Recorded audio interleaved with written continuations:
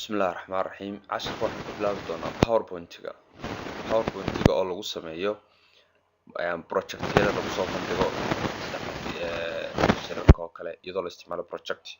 PowerPoint-gu aad ayuu faa'iido badan waxa kale lagu sameeyaa qaabab badan oo kale gooniga u sameyn doono laakiin horta aan eegno sida loo soo furto waa start programs wuxuu ku dhex jiraa Microsoft Office waa kan PowerPoint 2007 buuggaad marka akhri doonta laakiin qaabka buuggu qoran baynu sharaxnaa wixii saayidana ku dhex daray marka ugu horeysa waa kan saan kugu soo baxaysa waad si kala screenaysaa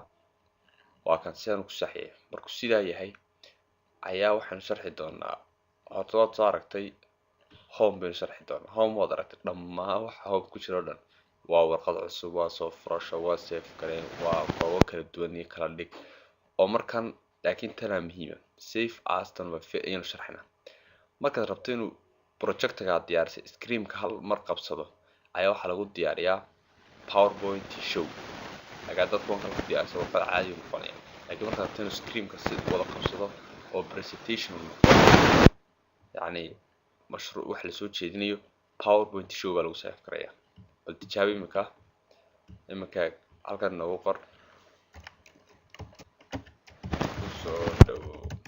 barashada PowerPoint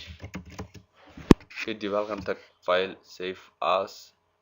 PowerPoint show kadib waxaad noo dhigtaa desktop-ka noo dhig PowerPoint show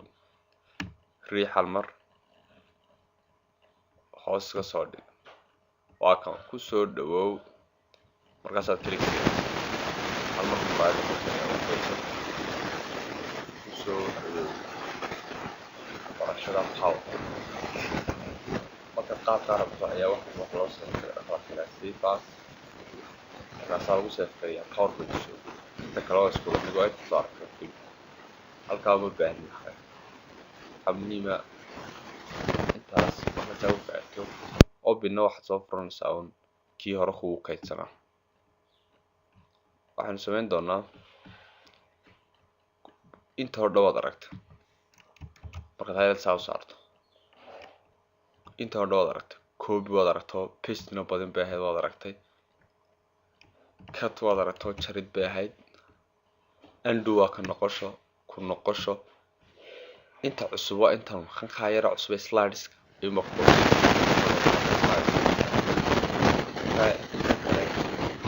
p of pola of jiifinta soo aragtay underline soo aragtay qofkuna bedelayo soo aragtay inta loo soo aragtay iyadoo lambarka la guudinayo soo aragtay oo direen karta lambarka adeeg ku taala qodobbada SMS waxa kugu cusub abarkiisa waxa loo soo aragtay midabka waad soo aragtay oo dir sameyn kartaa halkan waad ka yareyn kartaa tan waad ka weyneyn kartaa waxa ku haray waxyaabaha kale halkan yaalo dhow sharxi doono casharkeena koobaad waxaan ku eegaynay file waxa ahayd new warqad cusub marka hal mar soo taabto ayuu wuxuu ku leeyahay blank page ba okay baad leedahay marka create baad leedahay haddaad rabto inaad mid hore kugu save gareysna oo soo furatana waa open marka taad halkan uu ku imanaya kanoo kale ku midan open baad leedahay halkan uu ku imanaya ku soo dhaw barashada PowerPoint save waa kaydintii laakiin iyadu waxay u kaydinaysaa caadi warqadahan laakiin markaad rabto screen inuu qabsado PowerPoint show baad isku kaydinaysaa printing oo aragtay sagawaadii print proof warqadu qaabka soo baxaysa waa sida halkan waad aragtay zoom to weeyaan kan waa fit to windows waa sida hadda ugu automatic waxaad aragtoo kale printing oo saarto waa la mid intuu code-kii ku soo celi intaynu ku soo daray slides-ka 1 2 3 4 marka